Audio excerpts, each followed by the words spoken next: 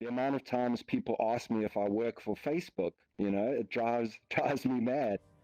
We find ourselves in the world Uncanny Alley, which the creator MetaRick has made inside the social platform VR Chat that is part of the bigger metaverse. With this dystopian sci-fi world, MetaRick wants to raise discussions of what the metaverse should be, what he fears might happen to the creative space it is now if big corporations aim for a bigger piece of the cake. It's also a tribute to sci-fi culture, with Ready Player One and Snow Crash, where the term metaverse actually derives from, as the biggest inspirations. For curious visitors, it also offers a narrative mystery to explore.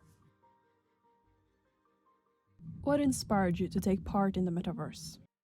The reason I would say is because it brings humanity to technology, right? In virtual reality, we can feel each other's presence. We have that human intimacy. And I think that for me is one of the most powerful reasons that myself and a lot of our crew explore in virtual reality. It really brings the human touch back to these crazy futuristic technologies, which I find amazing. So Uncanny Alley is kind of the world I've created, the brand that I've created that lets me as an artist really explore my art style and kind of have developed this style with technology in mind.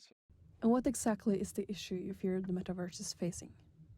Because my professional life is in these platforms, I'm also very, very aware of the potential dystopian path that this can take, right? And I think by the nature of exploring these and making them topical, for example, our mate Zuck on this newspaper, it's a topical conversation that needs to be had. I think most people that aren't as deep in the metaverse have no idea that these kind of rules and regulations might exist in certain places. And for me, it's very much exploring these topics as a way to start discussions around them, making people aware. As you see this poster here, same thing to the commentary on Snow Crash and the book Ready Player One. It's an education for the people that have no idea where these things came from.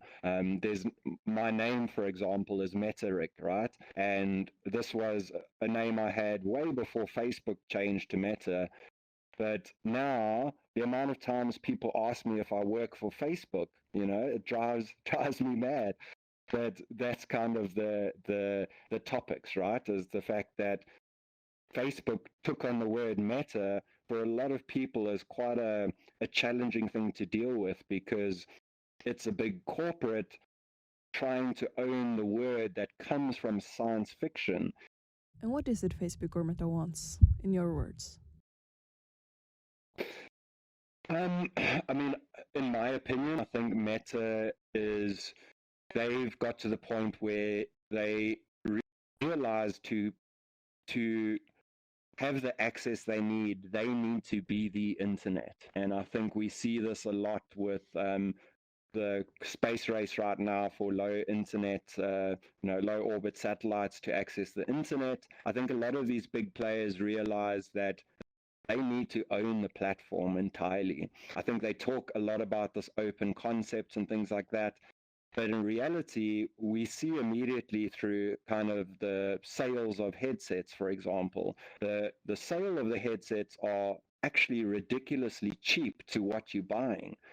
And the reason is someone like Meta can afford to make a bit of a loss on the hardware because they're just trying to get as many people onto their platform as possible.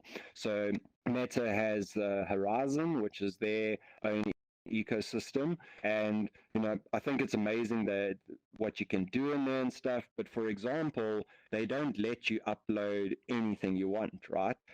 So me as Uncanny Alley, if I wanted to represent myself in Meta's Horizon, I can't. I have to be a human without legs.